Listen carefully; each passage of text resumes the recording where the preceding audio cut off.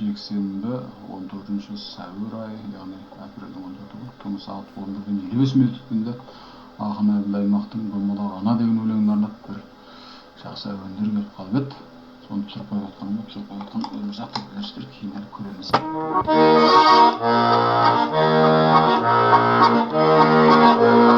Пайғамбардың нұрынан жаратылған бұл қазақта өзгеше дара тұлған, өзге жаныңа бітпеген кереметі әлдилейді баланы жаңа туған. Домалағанам, жананам, өзіңді бірге балағам, қасиетіңмен көгерген ұрпағың ел болып тараған. Домалағанам, домалағанам, жананам, өзіңді бірге балағам, қасиетіңмен көгерген ұрпағың ел болып тараған. Домалағанам.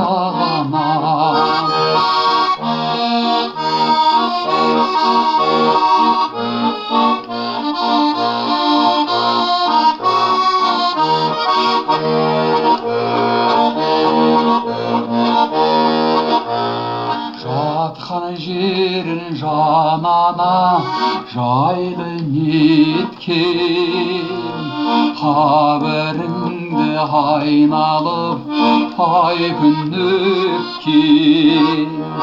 Жарық шақтың ұшылы өзіне сай, жаратылған әулие бәйдібектен. Домалағанам, жананам, өзіңді бірге балағам, қасиетіңмен көгерген ұрпағың ел болып тараған. Домалағанам, домалағанам, жананам, өзіңді бірге балағам, қасиетіңмен көгерген ұрпағың ел болып тараған. Домалағанам.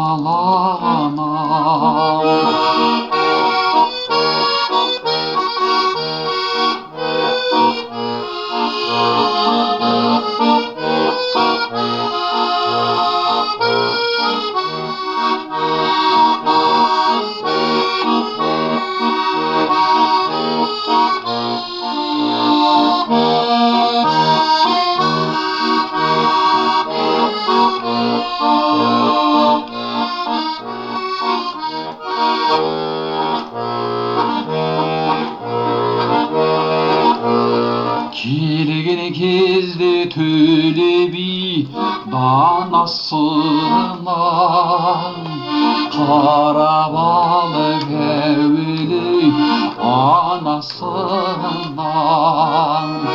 Қазыбек пен Әйтеке тағзым етіп билік айтқан 300-дің баласына.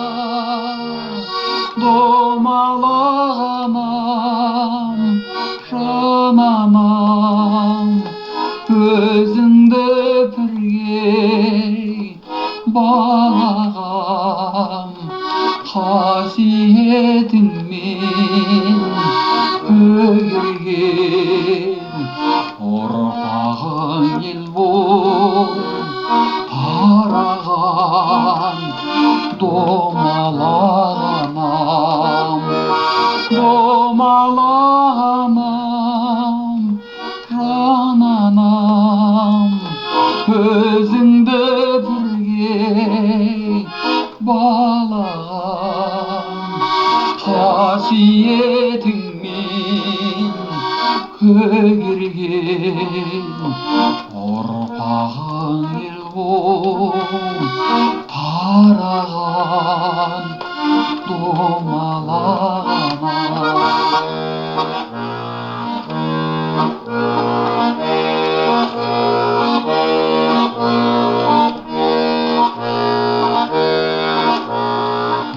домалақтай ананың төсін емген бір бұтағы үйсіннің өсіп өнген ұрпағыңды мәңгілік асыраған айналайын киелі несібеңнен домалақ анам жан анам өзіңді кіргем балағам қасиетіңмен көгерген ұрпағың ел болып тараған домалақ анам жан анам өзіңді бірге балағам қасиетіңмен көгерген ұрпағың ел болып тараған домалақ анам ұрпағың ел болып тараған домалақ